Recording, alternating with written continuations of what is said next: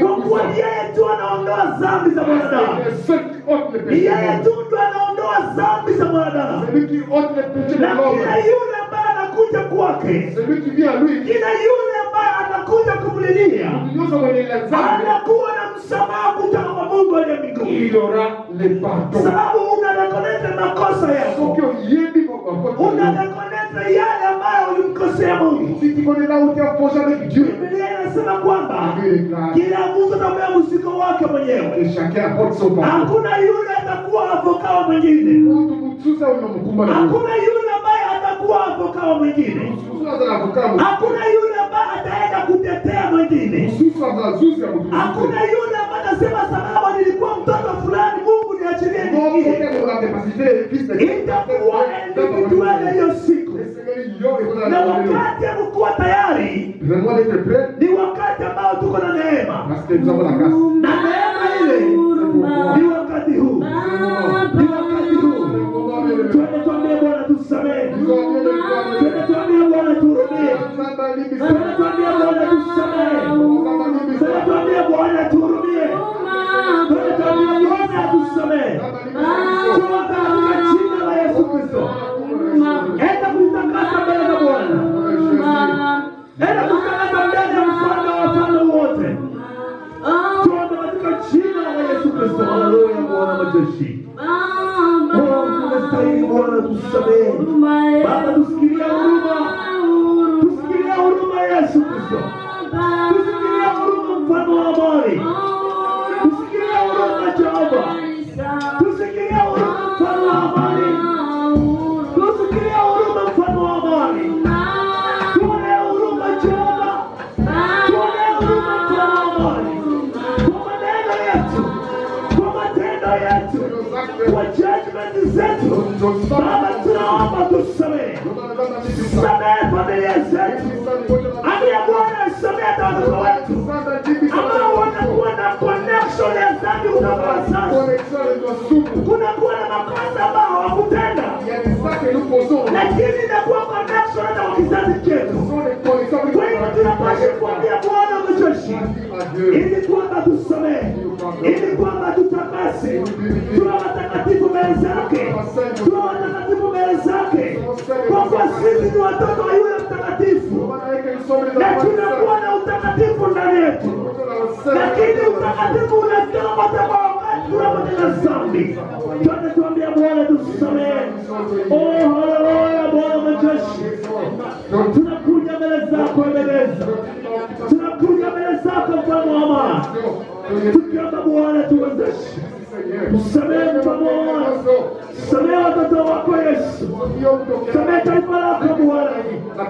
Samehe kanisa lako mfalme wa amani. Samehe Yesu Kristo. Samehe Bwana majeshi. Wewe tu ndiye ambaye tunakuja kwa asubuhi ya leo. Wewe tu ndiye ambaye tumeshukia asubuhi ya leo. Wewe tu ndiye ambaye tumeshukia asubuhi ya leo. Wewe tu ndiye ambaye tumeshukia asubuhi ya leo. Umesema kila atakayejishusha mbele zako ni wewe utamuinua. Bwana atakayeomba toba, wewe una uwezo wa kumsamehe. Baba maandiko yamesema kwamba afichaye dhambi anaficha hukumu yake ya milele, na anayetoa dhambi mbele zako amenunua uzima wa milele. Kwa kuwa ni kwako tu ndio kunakuwa na msamaha. Baba tusamehe. Samehe ulimi wetu ambao ni kiumbe mdogo lakini kinaweza kubomoa. Samehe mawazo yetu Bwana ambayo yanaenda kinyume na madhabahu yako. Ni katika jina la Yesu Kristo. Asante Bwana kwa neema yako. Asante kwa utukufu wako. Tutaenda kusimama kwa miguu yetu. Tunapoanza kualika damu ya mwana kondoo. Tunapoendelea kualika damu ya mwana kondoo. Mwana kondoo wa Mungu ambaye iliyotumwa Golgotha. Biblia inasema kwamba alikuwa hapo msalabani. Alikuwa aliteswa. Alikuwa alipigwa. Alizarauliwa. Alitukanwa. Na akasema yote yamekwisha. Lakini alisema yote yamekwisha. Damu yake ilikuwa ya bei kali. Damu yake ilikuwa ya bei kali, ambayo hakuna hata kingelibadilishwa. Hakuna hata kile ambacho kingeliweza kama isingelikuwa damu ya mwana kondoo. Watu wa zamani walikuwa wanachinja kondoo lakini ya damu ilikuwa na mazuru kidogo, ilikuwa inaharibika. Lakini kuna damu ambayo haikuharibika. Kuna damu ambayo haikuharibika. Hiyo damu ambayo ilikuwa tokea hapo msalabani Golgotha, na hadi leo bado inaendelea kutenda kazi. Hiyo damu ndio tunaenda kualika. Waanze kualika damu ya Yesu itawale maisha yako. Damu ya Yesu itawale kanisa lote nzima. Damu ya Yesu itawale maisha yetu. Damu ya Yesu itawale maisha yetu. Damu ya Yesu itawale maisha yetu wapendwa. Usibakie kimya wakati damu ya Yesu inaenda kutawala. Anza kuangalia hukumu wa damu ya Yesu katika msalaba. Anza kuangalia hukumu wa damu ya Yesu vile alivyotenda kwa msalabani. Damu ya Yesu ni damu ambayo imenunua yote. Imenunua yote. Damu ya Yesu imenunua yote kwa msalabani. Oh, Bwana wa Yesu. Anza kutafakari Yesu msalabani. Anza kutafakari nini ambayo Yesu alipenda msalabani. Yesu asaki kuruhusu. Yesu andibakini wana kuruhusu kwa namna yote. Makiana Yesu.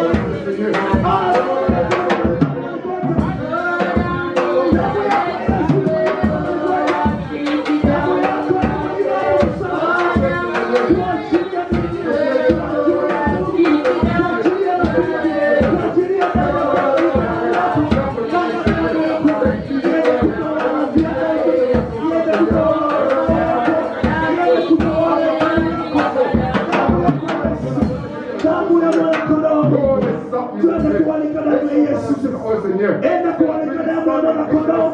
Anza kwenda kutakasa maisha yako tena.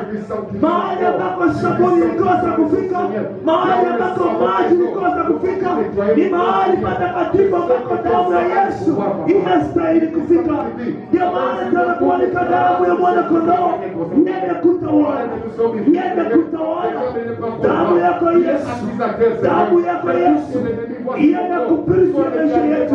Ienda kutakasa maisha yetu. Damu yako Yesu itawale maisha yetu. Itawale kila mmoja wetu. Itawale vyama ambavyo tunatumia. Itawale madhabahu yako. Itawale vita ambavyo tunaikalia katika jina la Yesu Kristo. Oh, haleluya Bwana wa majeshi. Hallelujah, amen. Oh, hallelujah, amen. Oh, hallelujah, amen. Amen. Hallelujah, amen. Hallelujah, amen.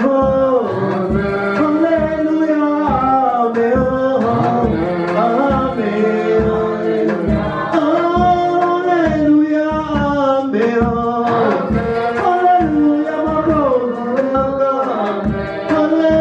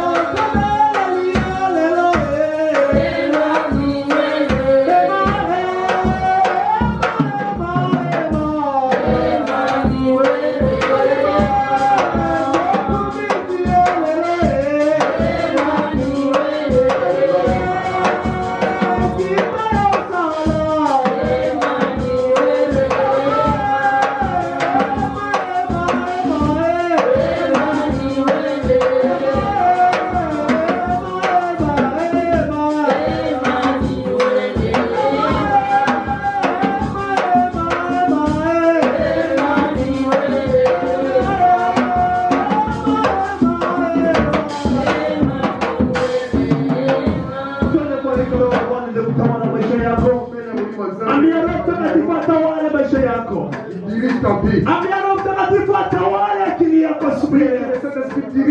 Roho Mtakatifu afungue moyo wako. Ili kama usikie sauti ya Mungu ndani ya moyo. Maandiko yamesema kwamba Roho Mtakatifu anatupea connection na Mungu. Roho Mtakatifu inatutetea mbele ya Mungu. Roho Mtakatifu inatuconnect na utukufu wa Mungu. Kwa hiyo tunapokuwa na Roho Mtakatifu, asema unapokuwa na Roho Mtakatifu, yote ambao ulini utasema itakuwa ile ambayo Mungu ametarajia kutoka kwako. Kwa sababu kabla hatujaomba, Mungu alikuwa amejua. Alijua nini ambao utaomba. Na wakati wako na Roho Mtakatifu, utafikia wakati wa kusema yale ambayo Mungu amejua utasema. Hautakuwa mtu wa kupiga makelele. Utakuwa yule ambaye ataongea na sauti ambayo Mungu atasikia. Na wakati Mungu itakuja, utasikia Roho ikikugusa na ikisema na wewe pia. Kwa hiyo tunakualika Roho Bwana atawale maisha yetu, atawale huduma yote mzima, atawale mhubiri wa siku ya leo, atawale mipango ambayo tuko nayo leo. Endelea kuomba katika jina la Yesu Kristo. Endelea kuomba katika jina la Yesu Kristo. Twende kualika Roho Bwana atawale. Twende kualika Roho Bwana atawale. Wakati unakualika Roho Bwana, hauwezi kuwa mtu ambaye unakuwa na huruma. Unapaswa kuwa yule ambaye anakuwa shujaa, kwa kuwa unapokea nguvu mpya ambayo itakunyenyea katika lugha ambazo tofauti.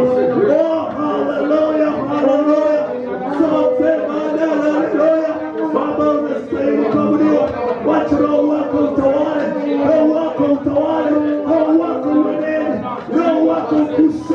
Roho wako ukuse tena. Roho wako tubadilishe. Roho wako ubadilishe akili yetu.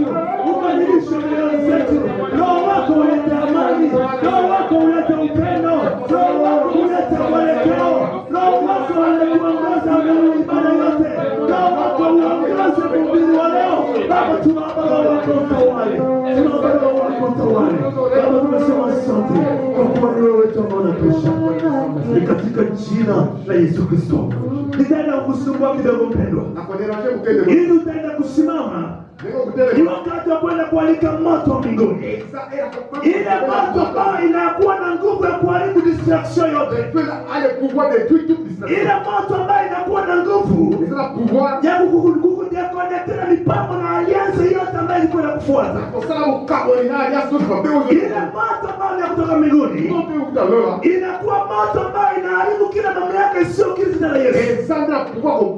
Na wewe kama vile kombata wa Mungu, wewe ambaye unajua vita ambayo inapigana katika ulimwengu huu, hauwezi kuikala chini ukijifungania pasi moja. Wewe kualika moto wa mbinguni kama vile Elia alialika. Elia hakuikala chini. Elia alileta maoda. Alisema hivi, unaweka kuni hapo, inataka kuleta maji sasa. Alikuwa analeta oda kwa wale ambao walikuwa wamjua Mungu. Na mimi na wewe, kwa kuanza kuwasha moto, lazima kukuwa na oda. Mipango ya shetani ni wakati ambao unafaa uone utukufu wa Mungu. Ni wakati ambao mimi na wewe tunafaa kutengana. Moto wa Mungu unaposhuka, utakuta umeweka oda tayari. Utakuta wewe umeisha kuweka oda. Wakati moto unashuka, itaenda kurarua kila yote ambao wewe ulikataa. Kwa hiyo tunakualika moto wa Bwana majeshi. Tualike moto mbinguni. Iende kuharibu kila mlango wa shetani. Iende kuharibu kila aliansi yote. Kila koneksia yote. Nitaomba ujitembeleze mahali kwenye huko. Simama kwa miguu yako. Shetani asikufungie pale. Shetani anaanza kufungia pasi moja. Anaanza kupatia mawazo ambayo haiko yako. Anaanza kupatia mawazo ambayo haiko yako. Kwa hivyo tutakuomba tuende kualika moto. Tukiendelea tukitembea, tukitafuta uso wa Bwana, tukitafuta moto ishuke. Kuharibu kila connection, kuharibu kila connection, kila aliansi yote ambayo iliyofanyika kwa mababu zetu, ambayo na kudeklare moto wa mbingu na kurarua. Tuende katika jina la Yesu Kristo. Tuende katika jina la Yesu Kristo. Tuende katika jina la Yesu Kristo. Usinyamaze kimya. Usinyamaze kimya wewe. Kwa sababu inalitaka kulela. Inalitaka kutetea. Inalitaka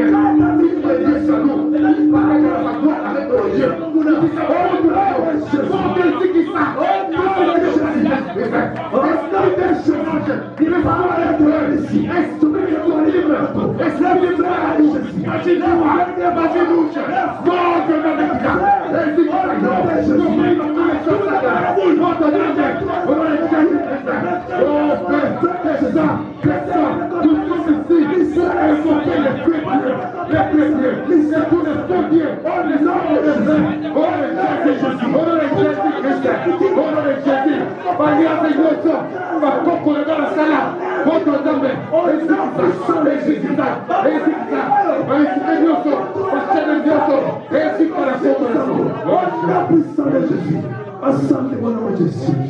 Asante Bwana. Régisse pas les feux. Oh Jésus.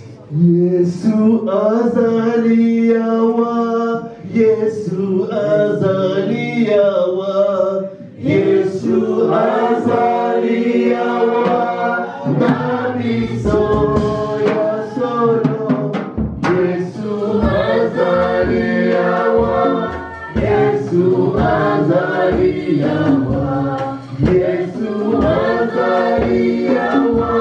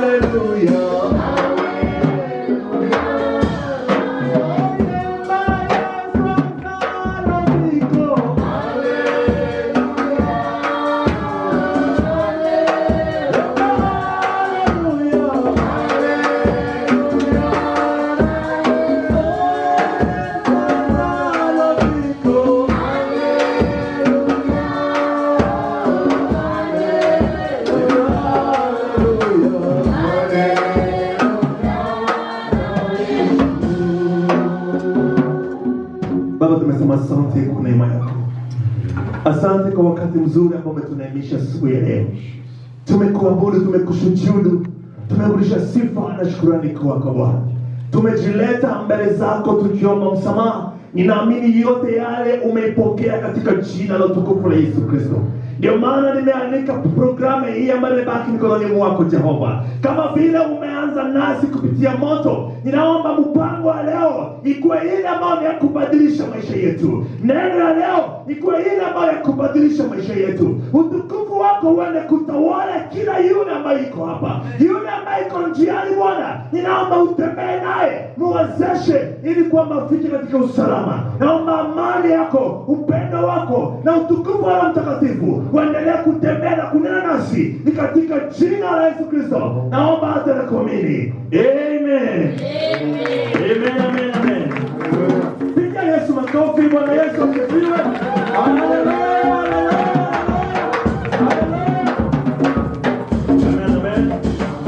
Haleluya. Nimewakaribisha nyinyi wote tena katika jina la Yesu Kristo. Mungu awabariki nyinyi wote ambao mmetolea katika siku ya leo. Na nitaweza tu kukaribisha watu wawili, watatu, wanne kwa njia saa zingine ya kipekee, kwa sababu kunakuwa na muda mrefu ambao hatushiriki pamoja ma Sundays. Parce que ça fait longtemps, dimanche on n'est plus vraiment ensemble. Na inakuwa wakati wa shida, Amerika makazi imefunga watu. Moko dimanche musala hizo kanga batu watu. Na wakati tunapokutana tena hivi siku ya leo, tukutane Yesu mkula leo, ni kumrudishia Mungu shukrani kwake. Kwa hivyo nitaenda kumsalimia mama yetu Mama Vumilia, simame tu asalimie mkutano. Mama Damasi msalimie mkutano. Inakuwa Sunday ambayo inakuwa ya vizuri kwa ajili yao tena. Ndio mama yetu ambao tunakuwa nao katika kanisa. na wakati ambao wanalia kukucha Sunday, tango andela kaya kusambela dimanche, lakini makazi inawafunga mpaka wanashinda kukucha. Sala eusala ite ayawa tezokanga. Na tunapokutana tena siku kama ya leo, tukutani lokola mkola lelo, tunasema Mungu asifiwe. Turubi nzambe azalo. Sababu tutakula chakula cha roho fasi moja tunaenea. Wale wote ambao tumekuwa tumewakosa, karibu tena tukule pamoja chakula cha roho. Haleluya. Mungu awabariki sana mama yetu. Haleluya. Katika mipango ambayo tumekuwa nayo, kuna programu tusaki leo, tumeona kama hakuna ushuhuda ambayo imeandikwa, lakini tumeona tu kunakuwa na wimbo ambayo imeombwa. Mutumoka sengi chanson livrée pour la gloire de Dieu, na ambaye tunakuwa nayo karatasi ya kwanza inakuwa ya Mama Gladys. Mama Gladys. Karibu mama yetu Mama Gladys. Mama Gladys. Shangilia Bwana tunapoimba mwimbaji wetu ambaye wa kipekee. Karibu sana mama yetu. Wakati anapoimba, mikono yako itakuwa inamsaidia kwa yeye kuongezeka na kuendelea kutulia. Haleluya. Haleluya. Naishi bwana chozo wapi? Sana kuimba siku na vandi presque quelques oui na yemba te na zo senti bien. Bale basha kuja wanisaidie. Aina ya kigeni. Wako sumengai eza chanson ya kukamba te. Yahweh nabikamwa sembola loboko na yo batu nyonso bamona yango bakumisa kombo na yo Yahweh Yahweh nabikamwa sembola batu nyonso bamona yango bakumisa kombo na yo belela belela Yahweh Yahweh nabikamwa belela belela Yahweh Yahweh nabikamwa Mose abelela kia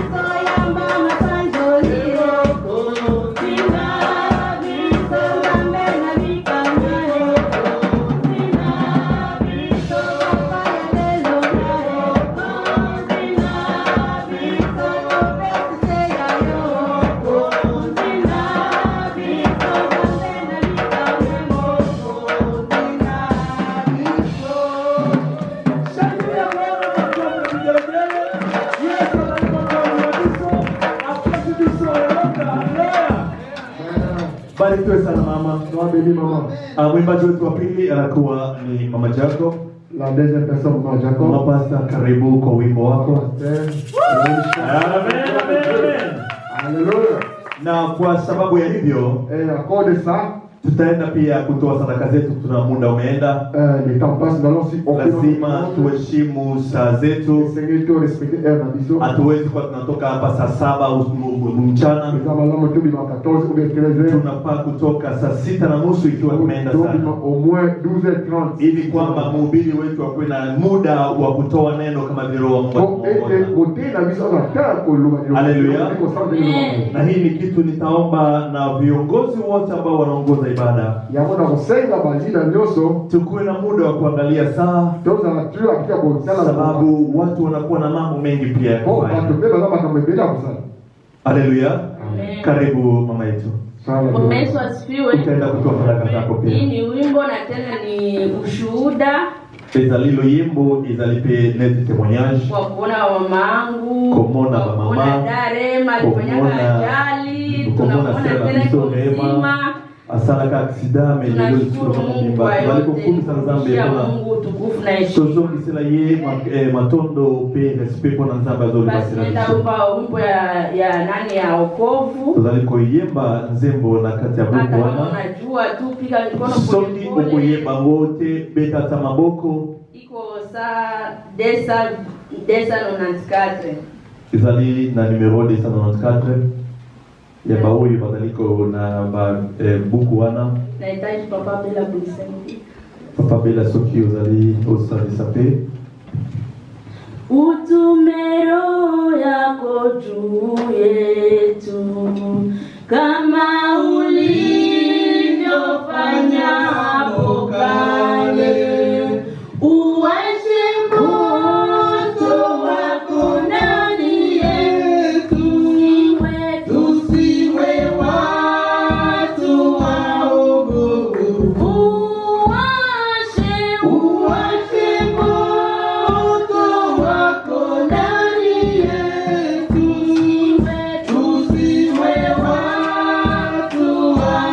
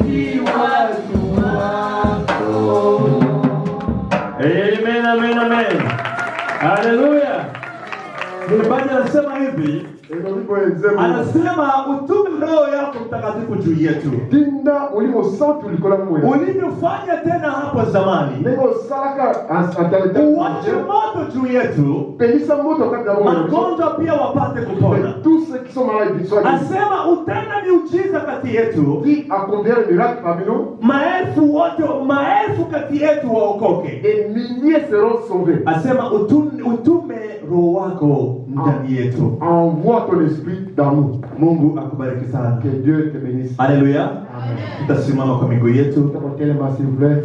Sijui kama kuna yule ambaye anaweza kuwa na wimbo ambaye inaweza kutuchemsha sisi wote. To sengi chanson de Karibu, na louange. baada ya hapo tutaenda katika maabudu, katika Sante wa l'aise. kusikia Soko na sauti zemo ya kuna Mungu. louange. Lekali boso. Wewe ambaye unajua wewe ni mwimbaji, unakuwa na wimbo ambayo inaweza kuchangamsha watu wote. Yo ebi koza moyebi lekali boso oshoka. Nitakuomba pia wewe utatayarisha mikono yako Bomisa maboko na yo. ili kwamba tumchezee Mungu, tumuinue Bwana, Boto yembela zambe to ili teko na ye. tujitayarishe pia kwa kusikia neno la Mungu. Boto bongo wapende yambale banaye. Haleluya. Amen. Ninajua watoto wa Mungu wanasikia kwa sauti moja Na ebi bana zamba zoka na na mnoko. wanasimama kama vile majeshi Et bah, na jungu ya yoso na wako tayari kumchezea Bwana. Ils sont prêts pour danser pour la gloire de Dieu. Au nafasi nyingine ya kumchezea Bwana isipokuwa ina. Ozadi sika wenyewe kusudi uyembe na yo binda. Na wakati ambao tutakufa Et quand on va mourir, hautakuwa na muda wa kumwimbia Mungu il tena, est temps de chanter pour Dieu. kwa kuwa maandiko yamesema Parce qu'il est écrit na dans la Bible kila mwenye pumzi que tout ce qui respire wamsifu Bwana. loue l'Éternel. Haleluya. Amen. Karibu kwa sauti ya uimbaji. Wa milele Mungu wa baraka ni Yesu. Wa milele Mungu wa baraka ni Yesu. Wa milele Mungu wa baraka ni Yesu. Wa milele Mungu wa baraka ni Yesu.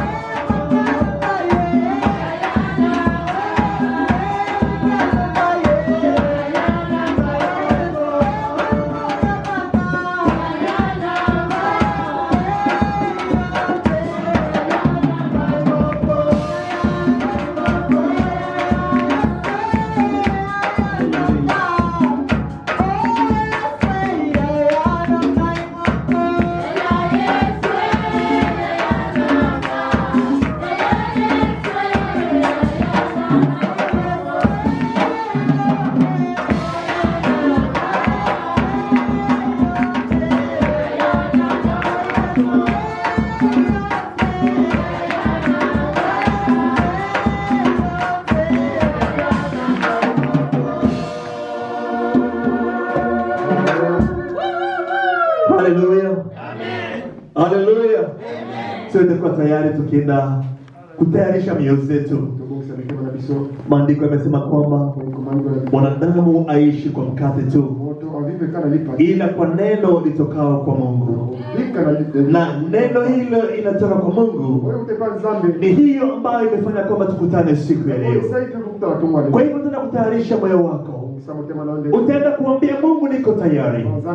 Ninataka useme nami. Ambia Bwana majeshi, neno ya leo ikuwa yangu mimi peke yangu tu. Nataka useme makosa yangu. Nataka useme ile njia ambayo mimi nitapitia. Ambia Bwana nataka useme njia ambayo nitapitia ili nikupate wewe.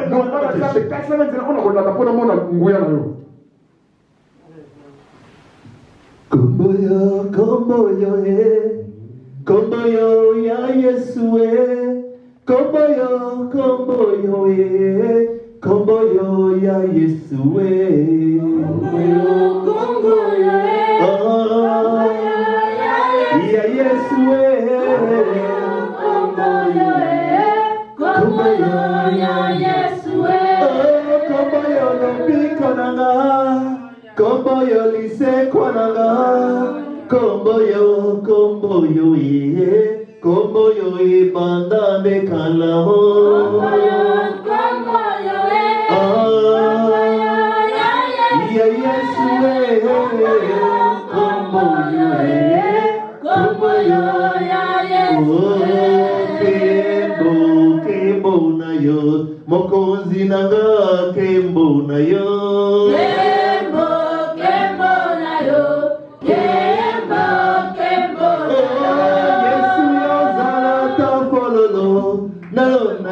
Monte mananga kembo kembo nayo kembo kembo sala tapeni dakota na bona kembo nayo kembo kembo nayo kembo kembo solo ya motema oyo mokile yo kakate.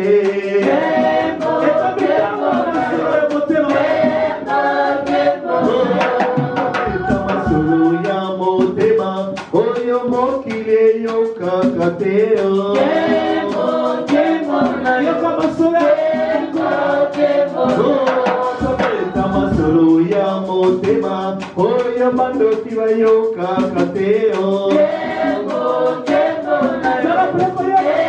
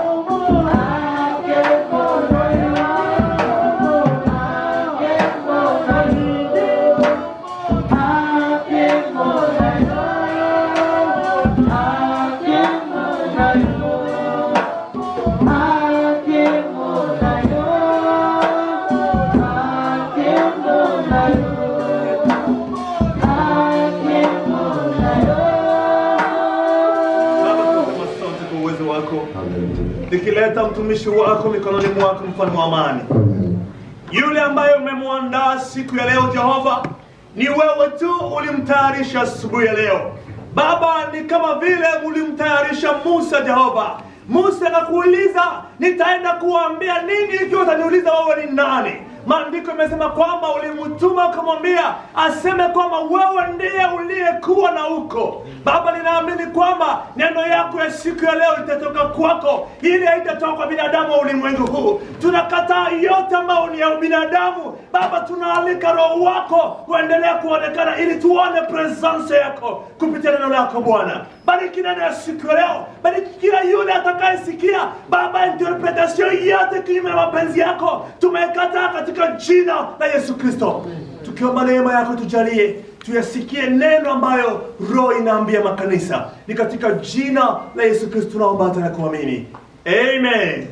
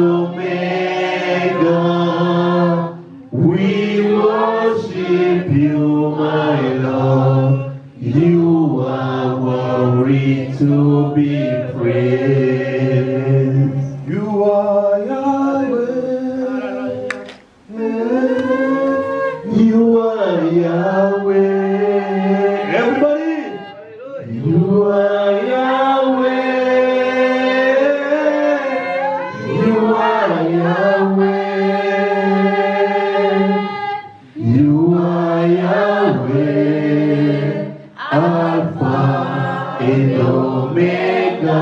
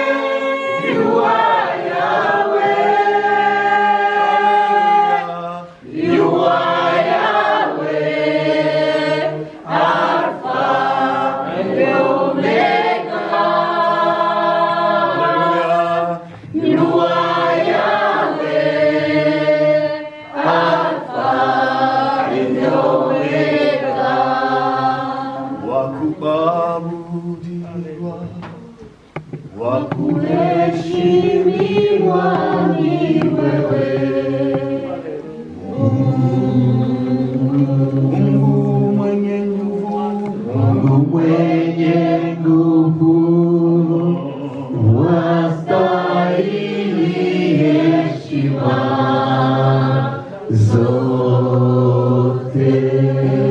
Mwenye nguvu, Mungu mwenye nguvu, wastahili heshima zote. tunakubariki asubuhi ya leo. tukumisana tumalilo. Tunasema asante Merci encore kwa sababu ya ulinzi wako, la protection nayo, kwa sababu ya ukuu wako. mpona bomokonzi nayo. Asante kwa ulinzi wako. Merci pour la protection nayo.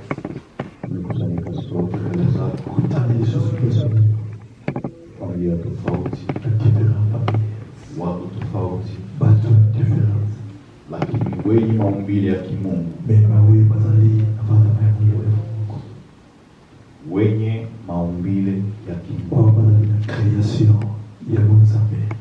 Tunakuja mbele zako, Tuye liboso nayo, ninaombea kila roho, nabondeli mpona motema nyonso, ninaombea kila amu, nabondeli na l'esprit nyonso, ninaombea kila mwili nabondeli mpona nzoto nyonso ambao uko mahali hapa. oyo ezali bisika oyo Usikie uwezo wako. bakende koyoka présence nayo. Na wakati Jehova Ezali na ntango mosusu Jehova uweza tukalalamika tokoki koganga, na nguvu zako wazimu, makasi nayo ezali te. lakini Biblia inasema ya kwamba Me Bible ezali koloba boye, hata katika kimya meme na ntango ya kimia mtumishi wako mosali nayo akasikia sauti yako. ayokaki mongongo nayo. Muda huyu Na ntango oyo tunahitaji Bwana tosengi Nzambe uwe pamoja nasi. zala na peso Akili yote mbovu, makanisi na nyonso ya mabe, mawazo yote mabaya makanisi nyonso oyo ya mabe yapotee kwa jina la Yesu. ekende kobunga na kombo na Yesu. Tunahitaji Roho wa Mungu Tosengi ete molimo ya Nzambe aweze kuwa pamoja nasi, akende kozala na kati na biso, atuongoze akende kokonduire biso katika neno lako. likolo liloka liloba Neno lina uzima, ne liloba ezali na neno bongo, linafungua, ezali ya kofungola, ezali ya kofungola, ezali ya kosala, ezali ya neno kosala, linaleta matumaini, ezali kopesa lisusu neno linabadilisha, neno linaongoza. Acha neno lako lituongoze, neno lako ekonduire biso, ekende kofungola, neno lako ekotambwisa biso, ekende kosala biloko minene au nom de Jésus Christ. tunakubariki Baba, Tokomisa Nzambe, tunakubariki Jehova. topamboliwa Yehova, Sifa na shukrani tunatondo na pole na merci. zikurudie wewe Esonga ubeba na yo, katika au jina la nom Yesu. puissant de Jésus. Amen. Amen. Hallelujah. Pige makofi kisi ya ujawahi kupiga. Hatutapiga makofi. Okobeta ngoni wana te. Tunaanza na hiki kidole moja. Okobana na lipusapi ya moko. Beta kama musapi Yesu anazengania Mungu. Ongeza cha pili, bakisa ya mibale. Ya mibale bakisa ongeza ya tatu, ya misape bakisa mi. ongeza ya hii, Ya mimi bakisa mi. ongeza ya tano. Asante sana. Merci beaucoup kwa kupanda na kama na Yesu. Haya ni makofi ya Bwana. Tunamshukuru Mungu siku ya leo, To remercier Nzambe pona mkola lelo. Jumapili ya kwanza Ezali dimanche ya liboso. ambao tunakwenda katika mwezi wa kumaliza mwaka. Oyo ezali kopesa biso sanza ya kosilisa ane. Ili tuweze kumaliza mwaka. Kote tosilisa ane na biso. Na tunaamini ya kwamba Pe tozali ya kondima ete tutakwenda kumaliza mwaka. tokokende kosilisa ane oyo. Amen. Haleluya. Tutaenda kumaliza mwaka Tokokende kosilisa ngo malamu. na Mungu atatuwezesha ili tuweze kumaliza mwaka huu. Pe Nzambe akopesa biso makoki kuto kokisa tosilisa ane oyo. Ninamshukuru Mungu, Na remercier Nzambe tangu mwezi wa kwanza depuis janvier mmenipokea boyambi ngai tukitumika hapa, tosali mosala elongo na hiyo tunamshukuru Mungu kwa ajili ya pe hiyo. yango nakumisi Nzambe mpona owana. Na Bwana awabariki. Pe Nzambe apambola bino mingi. Naamini ya kwamba Pe nazali ya kondima ete tulikuwa baraka, tozalaki penda mapamboli. na pale ambapo hatakuwa baraka Na bisika tozalaki mapamboli te, tutatuvumilia Biblia toko boko limbisa kwa sababu kila mwanadamu anakuwa na udhaifu. po mutu nyonso azalaka na faiblesse na ye. Amen. Amen. Kwa hiyo Mungu awabariki sana. Yango Nzambe apambola bino mingi. Na tunaamini ya kwamba miaka ambayo iko mbele Mungu ataenda kuwabariki na kuwatumia. Pe na ndimiki ba aneza liko ya liboso Nzambe continue kopambola pe ko neno ambalo nataka kuzungumza mchana wa leo. Liloba oyo linga lobela yango na tongo ya lelo. Ulisikilize vizuri. Yokanga malamu. Nataka kuinua imani ya mtu mmoja. Na lingina tombola foi ya mtu moko boye. Neno ambalo nataka kuzungumza asubuhi ya leo. Oyo la lingina loba na tongo ya lelo. Liwe mapine. Eza la mapine ya kumaliza mwaka huu. Ya kosilisa ane oyo. Na iwe mapine. Eza la pe mapine ya kutembea na 2021. Ya kutambola pe na 2021. Kuna mtu ambaye anasikia? Eza na mtaliko yoka ngai. Ni neno nasema ya kwamba liloba taliko loba boye. Simama uangaze kwa sababu wewe ni nuru ya ulimwengu huu. Telema pe ongala parce que yo ozali lumière ya mokili oyo. Simama na uangaze kwa sababu wewe ni nuru ya ulimwengu huu. Telema pe ongalisa parce que yo ozali lumière ya mokili oyo. Simama uangaze. Telema pe ongalisa kwa sababu wewe po yo ni nuru ya familia yako. Ozali lumière ya familia yo. Ni nuru ya nyumba yako. Ozali lumière ya ndako na yo. Ni nuru ya watoto wako. Ozali lumière ya bana na yo. Ni nuru ya wazazi wako. Ozali lumière ya parents na yo. Ni nuru ya nchi hii. Ozali lumière ya mboka oyo. Ni nuru ya ulimwengu. Yo ozali lumière ya monde. Ulimwengu unakutazamia wewe. Monde oyo ezali kotala na obele yo. Ulimwengu unakutaka wewe. Monde ezali kolinga obele yo. Kwa hiyo devoir yako wewe. Yango devoir na yo. Ni kusimama uweze kuangaza. Telema pe kongalisa. Jina la Bwana libarikiwe. Haleluya. Jina la Bwana libarikiwe. Amen.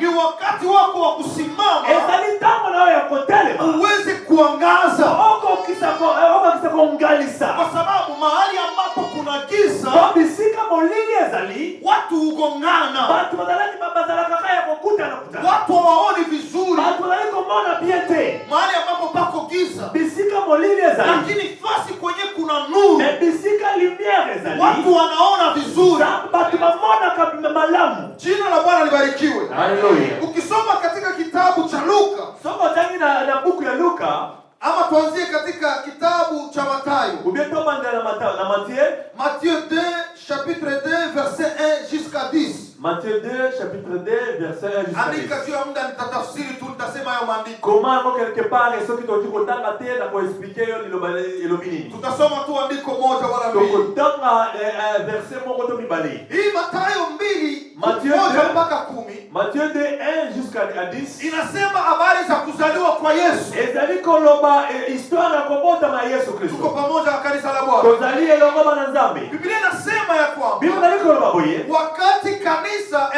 Yesu alipozaliwa. Tangu Yesu abotamati. Wakati Yesu alipozaliwa. Tangu Yesu abotamati. Biblia inasema ya kwamba kulionekana nyota. Biblia ndike étoile. Kulionekana nyota. Étoile emonanaki quelque part. Na hiyo nyota wakati ilipoonekana, Bendango étoile wana emonanaki ilikuwa inamaanisha ilikuwa ni nyota tofauti. Ezalaki différent. Ilikuwa nyota tofauti. Ezalaki étoile différent. Haikuwa inafanana na nyota zingine. Ezalaki neti ba étoile nyoso te. Kwa sababu gani? Pona nini? Kwa sababu ilikuwa inang'ara sana. Ezalaki ya kungala makasi. Sikia nikwambie, mbele yetu kuna manyota mingi hapa. Liboso na biso ba étoile ezali mingi hapa. Lakini ukiangalia vizuri, mais soko tali bien, kuna mule manyota mnaangaza vizuri. Ezali na buoye butali kungala makasi. Zile ambazo haziangazi vizuri. Mais biso na kungala makasi te. Sikia nikwambie, tikala bisa yo. Nyota hazitembei. Étoile etambola kati. Lakini nyota ziliwekwa na Mungu. Mais étoile echama kila Nzambe. Mungu aliziweka mawinguni. Nzambe ndiye achaka mokuna lola. Sikia nikwambie, tikala bisa yo. Kuna wakati nyota hazionekani. Ezana tango étoile emona na kati. Kwa sababu gani hazionekani? Bona nini emona na te? Mfano ukienda saa hizi nje. Sote okani bana na militi oyo. Kwa sababu ni mchana. Po ezali moi. Hauwezi ukaona nyota. Okomona étoile te. Lakini usiku, mena tango ya butu, wakati wa giza, tango molili ezali, ukitazama juu, sote otali likolo, utaona nyota. Okomona étoile. Nyota zinafanya nini? Ezali kosala nini? Nyota zinaangaza. Ezali kongala. Na zile nyota beba étoile wana ziko mahali pale pale. Ezali bisika wana kaka. Ukienda sehemu moja, sote okaye bisika mususu, angalia vizuri mawinguni. Otala biswali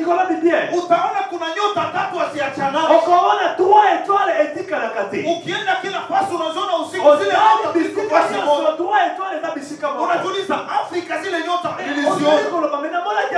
Na hapa tena Amerika zile nyota naziona. Ni kwa sababu gani? Kuna position ambayo Mungu aliziweka ndani. Sikiri kuambia mtu wa Mungu. Nyota inaikaraka inangaza. Inajua wakati wake. Nyota inajua ya kwamba siwezi angaza mchana. Kwa sababu mchana sio saison yangu. Mchana sio saison yangu. Ninangoja saison yangu. Wakati usiku utakapoingia, hapo ndipo nitakapoangaza. Nataka nikwambie mtu wa Mungu, kuna saison ambayo unataka kuingia ndani, ambayo itakuwa ni saison yako ya kuangaza. Lève-toi, sois éclairé. Lève-toi, sois éclairé. Kwa sababu wakati wako umeenea. Hallelujah. Amen. Hallelujah. Amen. Wakati mvua inataka kunyesha, Tango mbule linjalioka. niache na kwenda asilia nyota. Niwaje ezalaka ezaliko kanga biloko nyonso. Inakwenda asilia nyota. Ezaliko kanga etwale. Amen. Amen. Wewe utakupeleka kule. Amen na hizo sila te. Amen, amen. Amen. Inakuwa kinafunika inafunika nyota. Niwaje ezalaka ezaliko bungisa etwale. Lakini sikia nikwambie. Metikala bisa yo. Nivo ya etwali kwenye iko. Nivo ya etwale bisika ezali. Na nivo ya niwashe kwenye iko. Na bisika niwaje ezali. Nyota iko siri na yo. Donc etwale ezalaka siri na yango boko. Inasema ya kwamba ezaliko na boyi. hata niwashe inanifunika. Hata soki niwaje ezaliko finika. Kazi ya niwashe. Musala niwaje. Ni kupita mawingu ni kupita. Lakini kazi yangu mimi nyota. Niko na stabilite.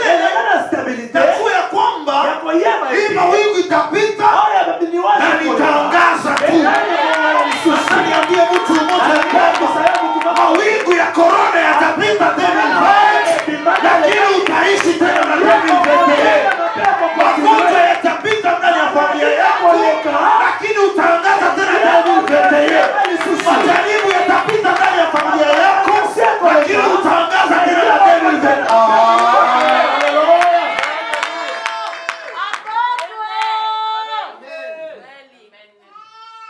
Jaribu zinapita.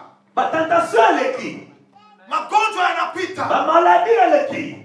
Lakini mpango wa Mungu juu ya maisha yako, programu ya Nzambe pona fina yo haiwezi kapita. ekoleka jamais. Hallelujah. Amen. Hallelujah. Amen.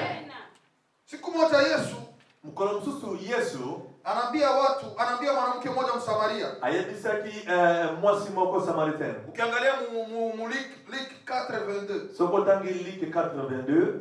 4 verset 22. Yesu anamwambia yule mwanamke, anamwambia kwamba Yesu ayebisi mwasi wana boye. nyinyi Bino mnaabudu msichokijua. bino bozali ko adorer biloko bozoyeba te. Wangapi wanajua kama Yesu alizaliwa le 25 Desemba? Bato combien bayebi ke Yesu abotama le 25 décembre. Le 25 Desemba. Le 25 décembre. Ya yawa.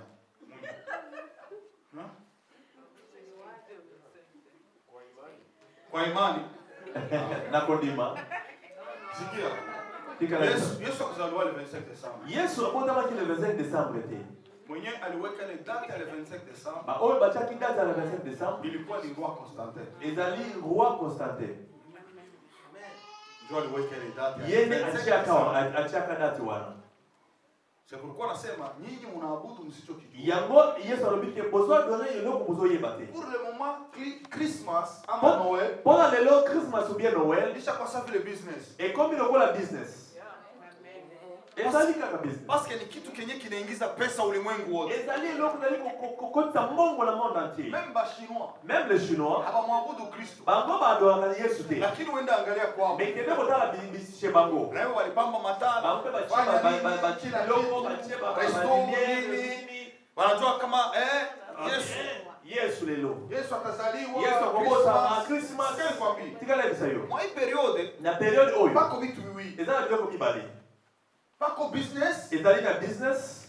Pako na wengine wanaabudu wasiokijua. ezali na mosusu bazali koadore oyo bazoyeba. Lakini kwetu sie wa Mais chrétien, biso bachrétien, sie wa chrétien, biso bachrétien, pamoja na wao wakiabudu vile, ntango bango bazali koadore ndenge wana ilikuwa ni discussion. ezalaki discussion. Wamoja wanasema Yesu alizaliwa biso mjanvier. balobi te ezalaki janvier. Parce que Biblia inasema ya po bible kwamba, ezali koloba boye, Biblia inasema, bible elobi boye, msema seme huyu iko naandika makamajaka anatuletea o azali koyela biso mosusu awa. Tanga nanu bien. Soma Luc 1 Luc chapitre 1 verset 26. 26. Chapitre 1 usikie 26. Maria alibeba mimba mwezi wa ngapi? Yokanenge Mwezi wa Mari sita. azwaka zemi na sanza nini? Mwezi wa sita. Tanga yango. Anapata tusome. Bible read in English. Yes. Look at this one. In the sixth month, Yes. the angel Gabriel was sending from God to the city of Galilee named Nazareth. Mwezi wa sita Na 6e mois, ndipo malaika nde ange alimtokea Maria ayake pa ya Mari. kumwambia Na kuipepo yebisa ye, utazaa mtoto wa nani? Wa kiume. okokota mwana ya mobali. Sasa huyu make tukisema Yesu alizaliwa mu Desemba, make alizaliwa Soki Yesu abotamaki Desemba azalaki prématuré. msimu. Na 6 mois kaka. Lakini Biblia inasema ya kwamba Mais Bible elobi boye, ilikuwa ni mwezi wa sita. ezalaki na 6e mois. Hiyo ndio discussion ilikuwa. Yango nde discussion ezalaki. Mais pakakuwa calme fulani. Ezalaki mpe na kimia ezalaki. Deuxième siècle, Na 2e siècle, roi Constantin roi Constantin akafika anasema ya kwamba alobi boye, comme ça boye sikawa, hivi kuko periode ya hiver, ezali periode ya hiver sikawa, watu wote batu ndio nyonso, watu wanakuwa wanakusanyika. batu ifale baba ndokutana. Noel ama watu wakitaka kufanya fete ya Noel, Soki batu balingi basala fete ya watu Noel, wanaifanya hiyo periode. baba ndakosala ngo na periode wana. Tuko clear? Est-ce que vous allez koyokanga bien? Tuko clear? Koyokanga bien. Sasa Yango sikawa, parce que mtu atakudanganya kwa sababu sema yeye Yesu alizaliwa le 25. koyesa tenge abotamaki ye sanza oyo. Hapana. Tunasherehekea Biso tosalaka feti kuzaliwa kwake kobotama Yesu, kwa sababu tunajua alizaliwa toyebi te na abotama akakufa mpe akufa na akafufuka. mpe asieka. Na leo Mpe lelo haiko bebe, aza bebe, leo ni mfalme wa wafalme, anatawala milele na milele. ataliwa na seko na seko. Kuna mahubiri unasikia Yesu azaliwa ndani mwako. Oh, ya baba, Yesu Sijema periode. na hiyo. Unasikia Yesu azaliwa ndani Ah, mwako. ah, ah. Yesu asazaliwa. Abotama deja. Hii wakati Na miliki ni wewe. wakati ya kumpokea Yesu atawale maisha yako. Kuzaliwa shazaliwa. Abotama deja. C'est la Bible. Ezali biblique. C'est la Bible. Ezali biblique. Nous sommes là. On est ensemble. Tuko pale. Toza elongo. Wala ndio mimi nawaletea vitu yenyewe. Ubie na yele bino biloko asika. Ah? Ah? Il faut kujifunza Il Biblia. faut koyekola Tunajua Biblia. kweli Toyeba pe ya na solo. kweli tuweke uhuru. Pe bosolo etika biso Hata na libre. wachungaji Tozali pe na baba wanahubiri wakati bazali kotea na miliki Yesu oyo. akazaliwa minui. Yesu, abona Watu wote minui na wakazaliwa ndani mwangu. Bongo mtupu. Eh, abotama te. C'est pas biblique. Asi abotama kala eza biblique te. Kama mimi nasema kweli sema amen. Kama mimi nalanda sema amen.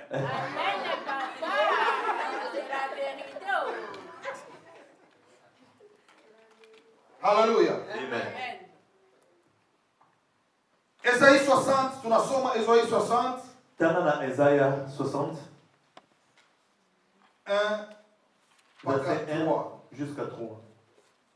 Isaïe 60, verset 1 jusqu'à 3. Bible français wala anglais wala Kiswahili. Français soki ezali, anglais, swahili. Isaiah 60, 16. Lève-toi, 60. sois éclairé, virgule.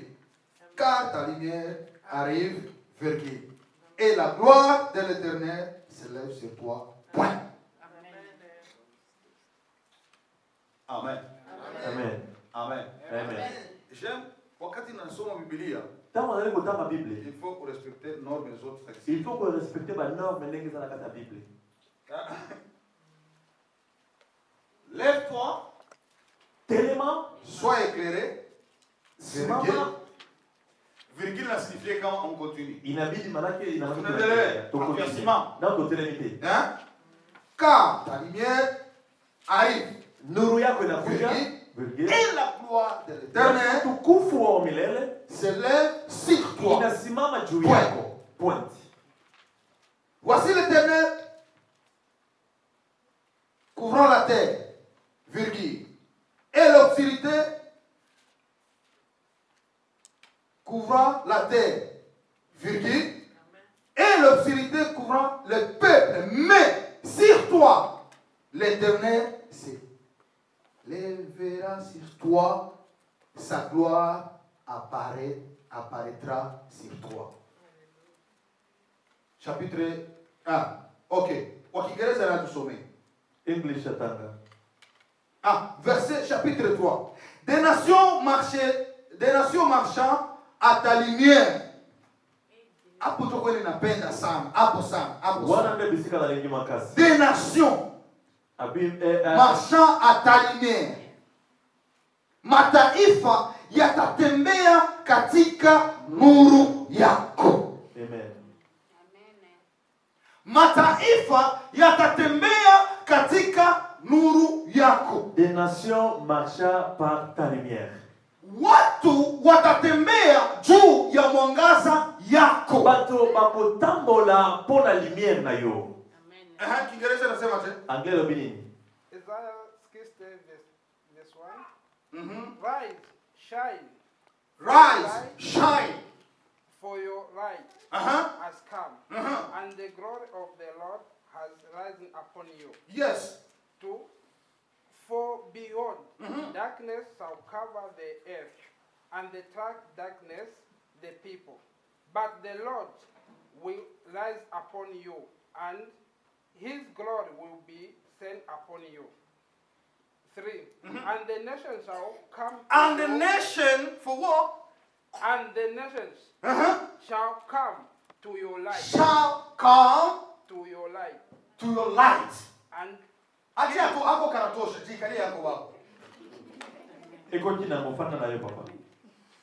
Mataifa Abite nation nyoso. wakisema mataifa Soki balobiba nation nyoso. wanasema ni watu wasiookoka. Bazaliko lobela batu oyo na Watu wasiookoka. ezalina ba oyo na bandimi Yesu. Watu ambao hawajamjua Kristo Ba oyo bayebi Yesu te. watakuja kwa ajili yako. Bakoyaka kapona yo. Ni example nzuri nilisema. Ezali exemple bien ngana lobaki. Wakati Yesu alipozaliwa, Tango Yesu abotamaki. Wamajusi Ezalaki na majusi. waliona nyota. Bamona ki étoile. Walipoona nyota, Tango malaki étoile. wakasema hii nyota Alabi étoile oyo. wakati inapoonekana Tango zaliko monana. inamaanisha ya kwamba Ezaliko temanya boye. ama inasignifia ya kwamba Signifie boye. kuna kitu kimetendeka. Ezali na eloko esalemi. Kuna mfalme amezaliwa. Ezali na roi oyo botami. Sikia nikwambie, Tikala yebisa yo. ulimwengu wa leo Na monda lelo. kila mtu ana nyota yake. Chaque mtu ana étoile na ye. Kila mtu ana nyota yake. Chaque mtu ana étoile na ye. Papa Joseph uko na nyota Papa yako. mtu ana étoile na ye. Papa uko na nyota Papa yako. sisi ana étoile Kila na ye. mtu ana nyota yake. Yote ana étoile na ye. Unajua Oyebi nini? kuna wanamuziki wakiimba muziki, Ezali tango moyembe kaliko yemba. wakati anapoangaza Tango azali kwa kila eklele. mtu anampa jina, anasema ule ni star, ule ni star. Ya, ule ni star kwa muziki fulani, kwa sababu nyota yake ya muziki imeangaza. Lakini nataka nikwambie na wewe una star ndani mwako. Wakati wa Bwana ikienea, Bwana atakwenda kuitoa na Yesu Kristo. Haleluya. Amen. Haleluya. Amen. Haleluya. Amen. Biblia inasema ya kwamba Biblia liko la boye. wakaona nyota, Bamona ki étoile. wakaanza ifuata, Abandiko landa wakaanza étoile. ifuata. Abandiko landa étoile. Haleluya. Amen. Come on church, haleluya. Haleluya. Wakaanza ifuata ile Abandiko nyota. landa étoile wala. Biblia inasema ya kwamba Biblia la boye. ikafika wakati Eskomi na munga mako boye. ile nyota ikapotea. Étoile wana elimwe. Ilipopotea, Kama disparaître. wakaenda kwa Herode, Akeye ba Herode. wakamwambia Bayebisi ye. tuliona nyota ya Mona mfalme. étoile mako ya roi. Ile nyota Étoile wana. inamaanisha kuna mfalme amezaliwa, Ezana roi na bona. sisi tunakia kuuliza Sabeto yako tu. ule mfalme iko Roi wapi? wana azaliwa wapi? Tumsujudie. Wende mtapeto toke de kwa dole ye. Herode ndani mwake Herode na kati na ye. akauzika, Ayoka kimawazo. akasikia ubaya, Ayoka kimabe. akasema ya kwamba Alabibo ye. mfalme atazaliwa hapa, Rua botamia wote. lakini mwende muangalie, Boke ne kotani. mukimuona Shoki mamoni ye. kwenye alizaliwa, Sika botamati. mukuye munaambie Boke ne kwa kuebisa. na mimi Ngaipe. niende nikamwabudu. Kende kwa dole ye. Nataka kusema nini? Aligila la baboye. Kuna vitu ama kuna watu Ezalina bitutobatu. ama ulimwengu Ba ubiana na mokile. unakuwa na roho ya Herode, Ezalina motema Herode. inakuwa na roho ya Herode, Ezalina motema Herode. haipendi maendeleo ya watu, Ezaliko lingatea kwa continue ya batu.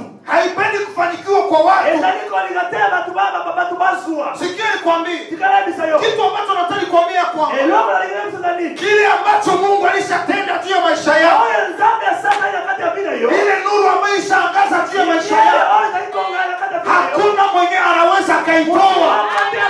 Nilikwambia ya kwamba mawingu inaweza ikakuja, mawingu inaweza ikakuja, inapita, lakini nyota iko na stabilite fulani, inasimama, iliwekwa na Mungu, haikuwekwa na mwanadamu. Maisha yako haiko mikononi mwa shangazi yako, maisha yako haiko mikononi mwa baba yako, maisha yako haiko mikononi mwa mchungaji wako, lakini maisha yako katika mikono ya Mungu. Amen. Come on church, hallelujah. Amen. Hallelujah. Amen. Hivyo vyote unavyoviona ni mawingu tu, itapita. Mvua inaweza ikanyesha na radi inaweza ikapiga, lakini nyota inangoja. Siku mvua ikipita, lazima tu iangaze. Hallelujah.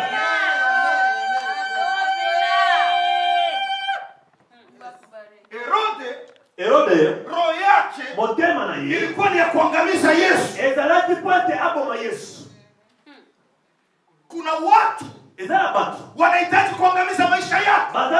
Bazali ngabake de kosiri sabina yo. Kuna watu Ezala batu. wanahitaji kuzimisha nyota yako, Alijike pote babungi sa. lakini nataka kupatia silaha Alingira kupita ya a 100%. 100%. Kama Mungu atakuachilia, Nzamba tiki na lute. kama Mungu atakuachilia, Nzamba tiki na hakuna mwanadamu ambaye anaweza kufanya kitu kile. hapa tushabina yo. Hallelujah. Amen. Hallelujah. Amen. Aseme simama, Anabi telema. wende uangaze. Kenda kongalisa. Simama, Telema. wende uangaze. Kenda kongalisa. Nuru yako Lumière yangazie watu wa ulimwengu, kongala monde entier. wakiona wewe waone uwepo wa Mungu, wakikuona wewe waone utukufu wa Mungu, wakikuona wewe waone Kristo mzima ndani ya maisha yako. Hakuna siku nyota ishalalamike nasema sasa iangaze mchana. mukoromoko te etwale lobike engai na lina na moi. Inabidi kujua saison. Isoko yeba saison. Kila kitu kina wakati wake. Chaque eloko ezali na ntango nango. Kuna wakati wa kulia, Eza na wakati na ntango ya kolela. na kuna wakati wa kucheka. Ezali mpe na ntango ya koseka. Kuna wakati wa mask, Ezali na ntango ya maske. na kuna wakati mask Ezali ntango zinakuwa mosusu maske ezali sisite na kombo na Yesu. watu woga, sikia nikwambie, Tika na yebisa yo. kabla vaccine haijakuja, Na ntango vaccin na yete. Mungu alikujua wewe. Nzambe ayebaki yo. Kabla corona haijakuja, Avant que corona ekoma. Mungu alikujua wewe. Nzambe ayebaki yo. Kabla magonjwa hayakuja, Tango baba avant que maladie ya. Mungu alikujua wewe. Nzambe ayebaki yo. Sikwambia ungesalimiana ovyo. Na likiti yoke de kupenda batu mbote pamba. Because Sans attention. haleluya. Amen. Haleluya. Amen. Mtu mwenye kwa mpango wa Mungu Mutu waza ina programme Nzambe. hatikisikaki. Ye alingana kati. Vinaweza vikakatalia Orlando, Eko tiko boya na Orlando. lakini Tampa vinaiti. Me na Tampa endimi. Vinaweza vikakatalia Afrika, Eko tiko boya na Afrika. vinatikia hapa. Mais ezali kondima awa na États-Unis. Vinaweza vikakatana hapa Etazini États-Unis. awa na États-Unis. Lakini unaenda kule Tango zoni kule Afrika na Afrika. vinakubali. Bakamuno yote endimi. Inabidi kujua mahali ambapo Mungu anapokuta. Anapokoko yeba bisika nzamba tikio.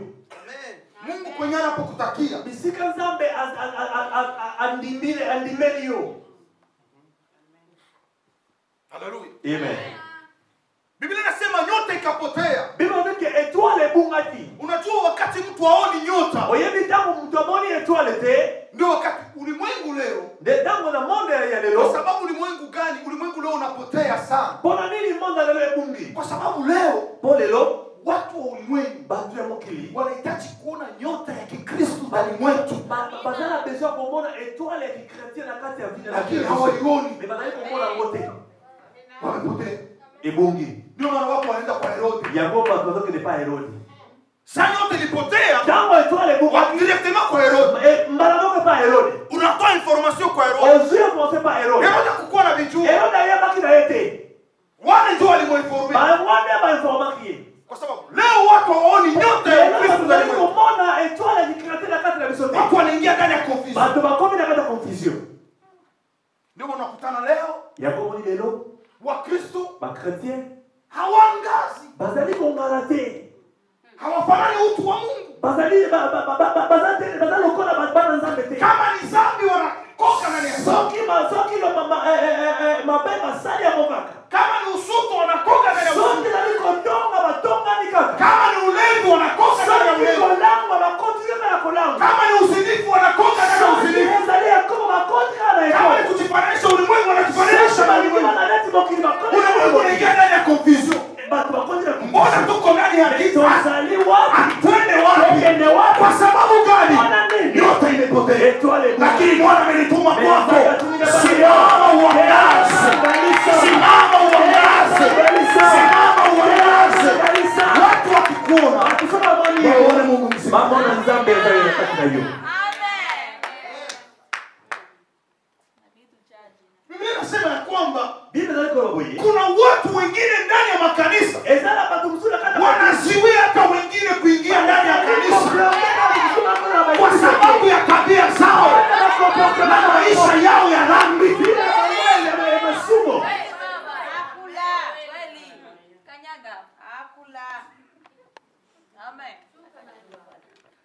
Watu hawapendi kubadilika. batozali na koshanja te. Mungu ni mtakatifu, Nzambe ezali na se. watakaomuona Mungu Beba aba komona nzambe. sio mapasta, Ezali ba pasteur. sio maapotre, Ezali ba apotre. sio mabishop, Ezali ba bishop. ni watakatifu. Ye ozali ba santu.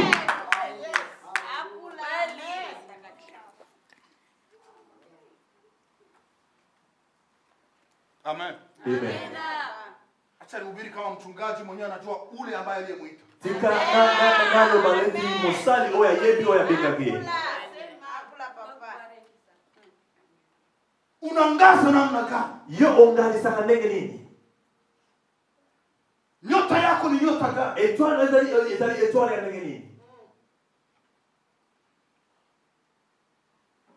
Herode akawaambia mkiona ile nyota, Ezo bisoki bomoni étoile wana. mkio mnaambia. Boya pesa kai.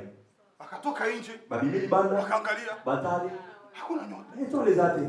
Si tunaona nyota Mais mfano comment qui étoile ya roi? kidogo hivi, Amukeba boy. wakaona tena namba. Bamoni yango engalizo. Joy. Abi yango wana. Wakaenda naifahamu. Baba Nikolanda. Wakaenda naifahamu. Baba Nikolanda. Wakaenda naifahamu. Baba Nikolanda. Wakaenda naifahamu. Baba Nikolanda. Wakaenda naifahamu. Bako Nikolanda. Inasema ya kwamba Biblia biboye. mpaka mahali kwenye lisimama, Ti bisika etelemaki. mahali kwenye lisimama, Bisika etelemaki. ikawaonyesha ya kwamba Elakisi bango. hapa ndo kwenye mfalme Awa amesimama. ne bisika wana. Biblia inasema wakaingia. Biblia biki bakota ki. Sikia nikwambie, Tikana bisayo. watu Bato hawatafuata wokovu wetu. bakoki kolanda te kondima na biso. Wokovu wetu Kondima na biso. haki hatuoneshi wokovu. Soki tolakisi yango te.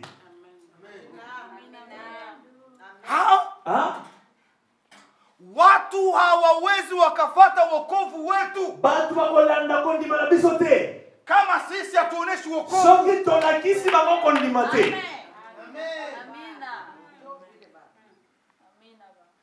Watu hawawezi wakamtemwanye Kristo ambaye hawamuoni ndani mwetu. Bato bati kotemwanye Yesu Kristo bamoni ye na kati na biso te. Watakatifu tuache mzaa. Basantu totika ba blague. miaka inaendelea mbele. anaweza liko kile libosi Bwana anawajua walio wake. samba yani maoya ye Mu 2021 tunakwenda kuingia. yabi mimi tunaliko kota Mungu amekulinda. zamba protéger Lakini Mungu amenituma. mezamba Usiendelee na hiyo maisha ya uvuguvugu. Ukiendelea na maisha ya uvuguvugu, tutakusika. Tutakusika.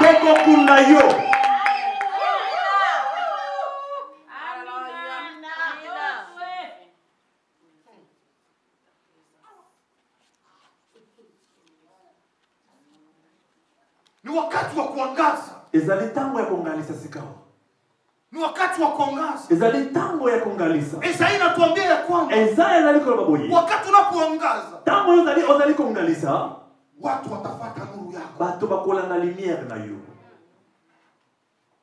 Encore quelques minutes. 3, 5 jours. Hein? Combien? 5 minutes. Yes. Il faut respecter. 1 Timothée 4, 12. 1 Timothée 4, chapitre 12. 1 Timothée 4, 12. Papa Joseph, tu sommes là, c'est moi. Papa, je Tangue la biso. 1 Timothée 4, 12. 1 Timothée chapitre 4, verset 12.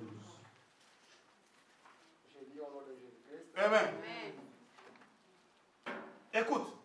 Que personne ne méprise la jeunesse. Huyu ni Paulo anazungumza na Timotheo. Paulo azali koloba na Timotheo. Anamwandikia lettre. Atindele mukanda. Et puis sikia kitu kile anamwambia. Yoka eloko alobi. Kwa sababu Timotheo alikuwa angaliki bado jeune. Po Timotheo alikuwa na jeune. Watu walikuwa wanamnegliger. Bato walikuwa negliger ye. Walikuwa wanapenda wakiona watumishi wa Mungu. Bazali kolinga ke basala nzambe. Ifo kuna matumbo ya Baza kabanga. na malibu munene. Bakwe bazee. Baza na bakoko. Bala kutembea tembea. Bao bazali kotambola moye. Bango ne basala nzambe. Abiro nde za pasteur ya solo solo. Anajikunia hapa lakini anajikunia. Ataliko mimi kwa nyambo alobi onde pasteur ya solo. Lakini kwenye Timotheo alikuwa Metamo Timotheo bisika dalaki. walianza kudute. Wanaanza kudute wokovu wao. Baba niko dute na kondima na ye. Sasa au petit naye. Petit oyo pe. Hii wokovu wao.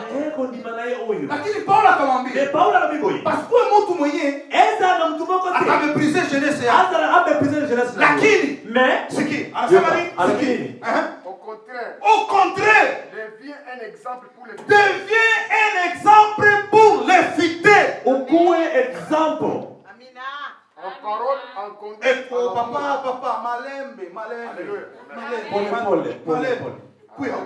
Yakali bosi. Kuya.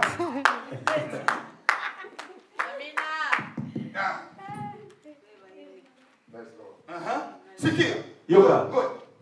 Au contraire, Asema au contraire. venye wako wanakuwazia. Oyo bango na iko kalisela Venye yo. wako wanakusema. Oyo bana iko lomba yo. Isionekane kwako. Ebo na lepana yote. Au contraire. Au contraire. Soit quoi? Au contraire, Hein? devient un exemple Devient un exemple. Ukuwe example. Maana wakikuona Tangu bamoni yo. ukwe exemple ya bien. Oza l'exemple Ya ya lamu. kusuivre. Oyo bato kiko landa. Wako exemple gani? Yoza exemple ni. Wa maneno. Ya ba problème. Wako exemple gani? Oza exemple na ya nini? Bongo. Oza mtu alokuta chaque jour. Wako exemple gani? Oza exemple nini? Busutwa. Songi kaka. Wako exemple gani? Exemple na nini? Akisirani. Ya ba colère ni nyoso wa jina colère kaka. Ngai na kutu na kumbeta. Extra kidogo. Ngai na kusala Wako exemple gani? Exemple na nini? Orgueil na yope. exemple gani? Exemple ni yope. Lakini sikia Paulo kisa anamwambia Mais Timotheo. yoka Paulo ndio Aha, anabidi. exemple pour des fidèles. Pour des fidèles. En parole, En parole. Écoute. Wakati unaposema. Tango dali koloba. Unajua kuna sama tunasemaka. Ozaina biloko tolobaka. Watu wanasema Vraiment. En tout cas, anasema bien. alobaka bien. Sasa alikuwa anasema. Tango dali koloba. Nasikia mdilee. Na yoki neti. Malili moi chef de tous les côtés. Kwa sababu gani? Pona nini? Parole yako Liloba na yo zinashindikizwa na nguvu za Mungu. ezali kobakisama na molimo Kuna wengine akianza kusema eza soka bandi koloba bado anaanza abandi ngai na kei na ngai na kei abandi bana moko mama maloba. mama Masole bandini bana.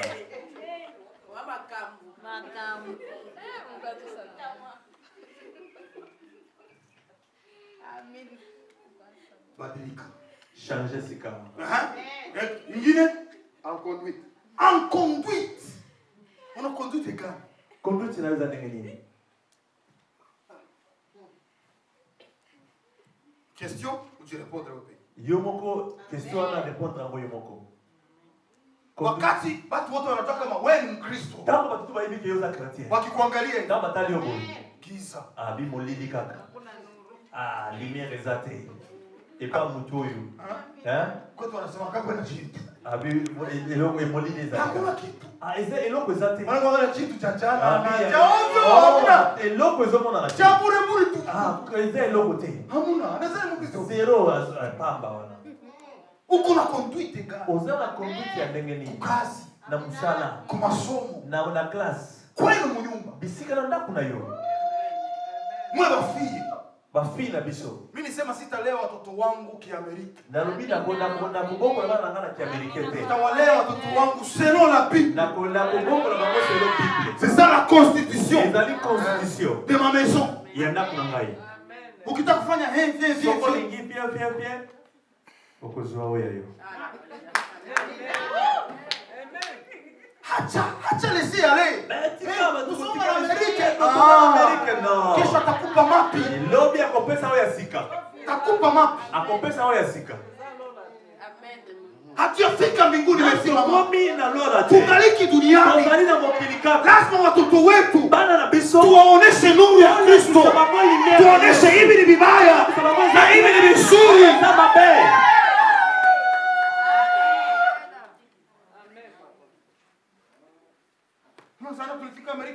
Okanisi soyo tokoma Amerika tokoma na lola. Kutu watu wanajisusciter Sa sana. kodone batu babiboma kabango moko. Mikule kwetu watu E bana biso unakula bilombolombo unalala unalala na yo na amani. pondu na yo na ona kimia. Me huko awe. Me awa. Mtu alitoka ku 15 etaje na etaje mbwaki na sesili. Unamuuliza nini? Obi nini? Deception. Abi ana. Ya nini? Ya nini? Boyfriend. Ah, boyfriend. Katara. Girlfriend. Sha. Pepo. Oh, dana esprit mabe.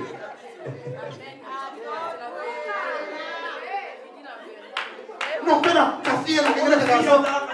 15 wapi? Unataka kunipesa wapi? Eh?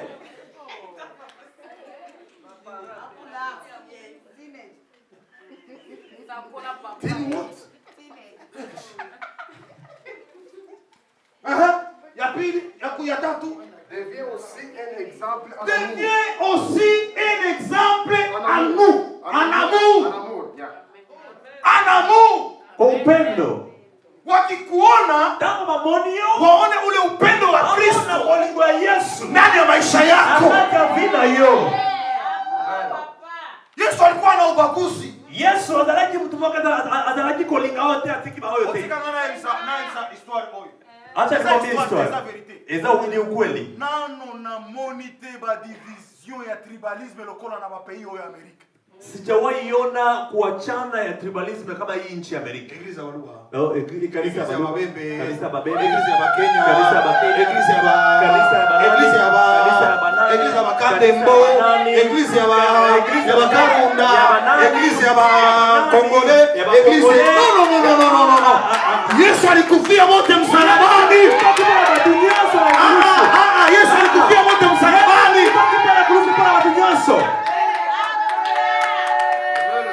Hata kama Yesu alisema neno la mwisho mkikasai kumsalaba. Hata Yes. Alisemaka Elia anga tabisabata byanyu. Ilikuwa yes. Anga tabisabata byanyu. Ilikuwa ni neno mkikasai. Sema amina. Haleluya. Haleluya. Oh, haleluya. Haleluya.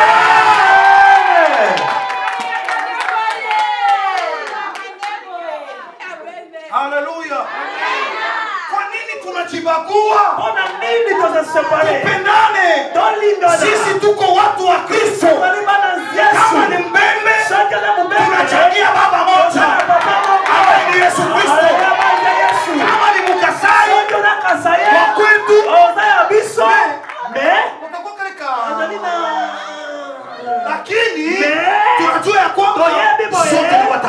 yetu zali balozi. Si yawaiona Nanu namona te kama mainchi na pei kanisa za Barundi, kanisa za Banyarwanda, kanisa za Banyamulenge, kanisa usiingie pa pale Banyamulenge pa usiingie pa okota ona te mfunguliwe na hizo pepo kwa jina la Yesu Kristo. pepo wanaongea Unahitaji kuangaza. bonge mababa ngende Yesu angaza ndani po yako. Yesu angengisa vina biso nyonso. Je suis Muluba Yeza muluba 100%. ngana za mureka Mais fasi yote kwenda ingia. bisika tuna kokota Ilikuwa ni kwa Barundi, soke zali ilikuwa ni kwa Luba, soke ilikuwa ni kwa Bembe, ilikuwa ni kwa Kasai. soke balaba Kote ilikuwa ni kwa Karunga, kwa Kade. Fasi yote bisika nyonso nitawahubiri na nakotea Injili takatifu ile maoya yenye kuandikwa na makabila, lakini inaandikwa na Roho Mtakatifu. Ninakupatia mwezi huu, na nikiko pesa hiyo kama sanza oyo mwezi huu sanza oyo usimame uangaze. telema ngisa telema sanza oyo Watu wakikuona soki batu bamoni yo waone Kristo ndani yako. bamona Yesu na kati na yo sirisa Deviens un exemple en foi. Deviens un exemple en foi. Watu leo wamepoteza imani yao, batu babungisi fwa na bango wanakuwa wanaamini vitu vingine. bakomi kondima biloko mosusu.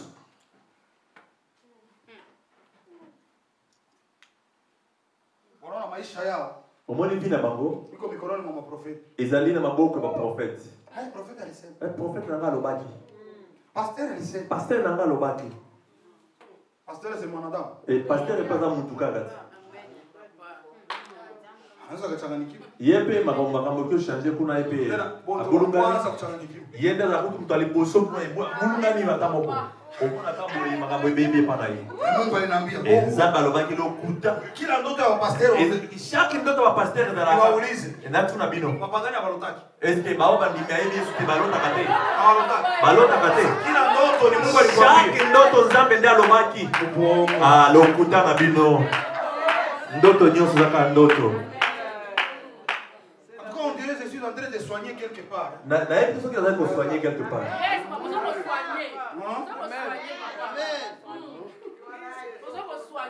Kila ndoto sio ndoto sasa ni. ezali bandoto te ezali chaque ndoto oyo Nzambe alobaki namonaki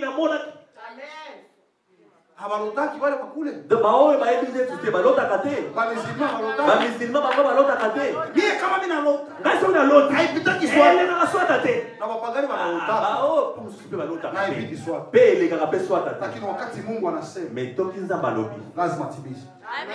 ilifo asala yango. Yeremia anasema hivi. Jeremia alobi boye Be careful na hizi maunabii. zala na ekenge na baprofesi baprofesi Siku za mwisho po mokola na ntango ya suka manabii watakuwa wengi sana. baprofete bakozala ebele Na anasema Mrisha, mpe alobi yango na Jean ndio maana kila profesi yango na chaque profesi siitiki, kondima yango te isikilize, yoka yango uipime. kende komeka yango mpe. Haleluya. Uangalie kanisa hili ya kweli. tala mpenza eske eza ya solo Wala nisikie. obi ayokaki yango kaka histoire na ngai Sikia na historia ya mama Gladys. histoire ayokaki ya histoire ya papa José ya papa John Kisha unaanza mbu. mpe yebi Nzambe alobaki na ngai Nzambe alobi na ngai Sikia nikwambie. tika nayebisa yo Kuko kitu kenye ni malizi. nasilisa Kuko kitu kenye eza na eloko oyo kiko mwa Africain. eza na kati ya baafricain On dirait mtu roho wa Mungu akitaka kusema. on dirait ntango molimo ya Nzambe ebandi koloba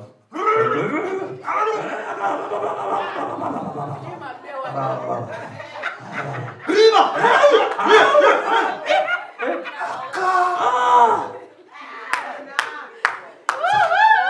Inakuwa ni nini? ezalaka nini Listen.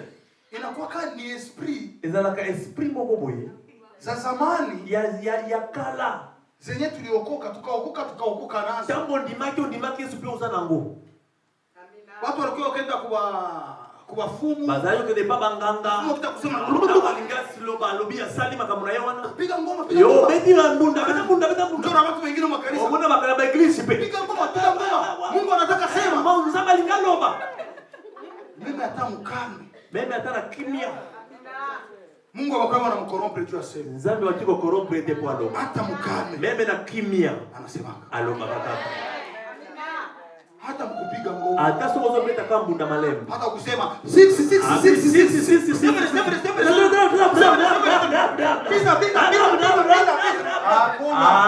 Zalo kutawana. Botika basantima wana. Watu wamepoteza imani leo. Batu babungi sifua na bango. Imani zao sio kwa mamai. Fua na bango na kata mai, Mafuta. na bakata mafuta, Machumvi. na bamungwa. Biblia tu. Oui. Biloko wana wi. Afua moi aussi Mungu anatumikisha. Ngo penza ba utilizaka. Lakini siku kila siku. Mais eza la chaque jour. Mafuta. Mafuta. Siku zile zinaisha. Biloko mkola liki. Kuna mtumishi wa Mungu. Eza na musala. Tuliomba naye na mafuta. Toyeba kile Na Mungu akafanya miujiza. Isiku sasa undire. Mais eza la teke. Mafuta njoo. Mafuta ne chaque minute mafuta. Mafuta.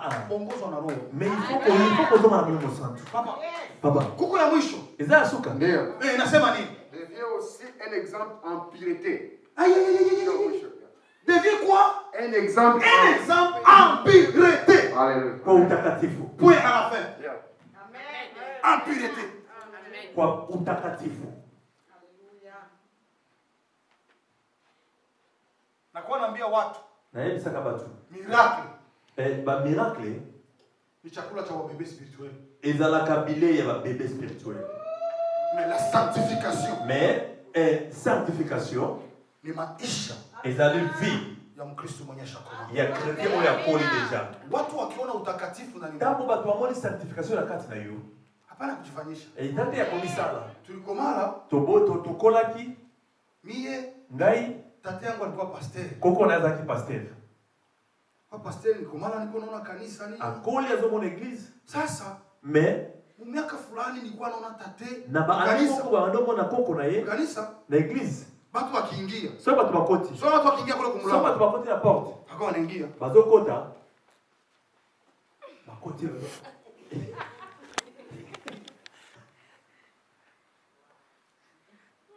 Lakini unakutana kwa sasa kwa mheshimu Mungu. abi respectaki nzambe Mkanisa na kati église.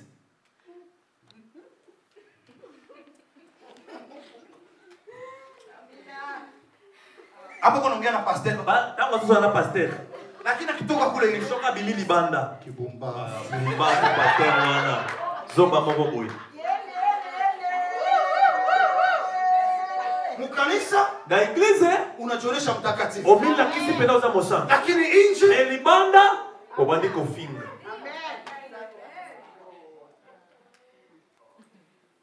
mkanisa Na église Jesus Yesu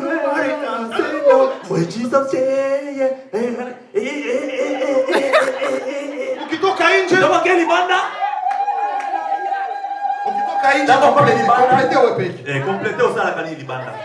Watu wanakuwa na masa Sitomona ki azo danser en église. hata kimuona Sasa mkanisa moni l'église hawa. ni Jesus. Jesus say yes. Kule nje Libanda wakipiga tango babeti Abamo ndombolo. bimbaye. Eh. Abamo bimbaye. Mobimbaye. Sasa Sikawa. Koza wapi sikawa? kwa Yesu Kwa Yesu Abamo orali. bimba. Baba mobimba uzai pa Yesu.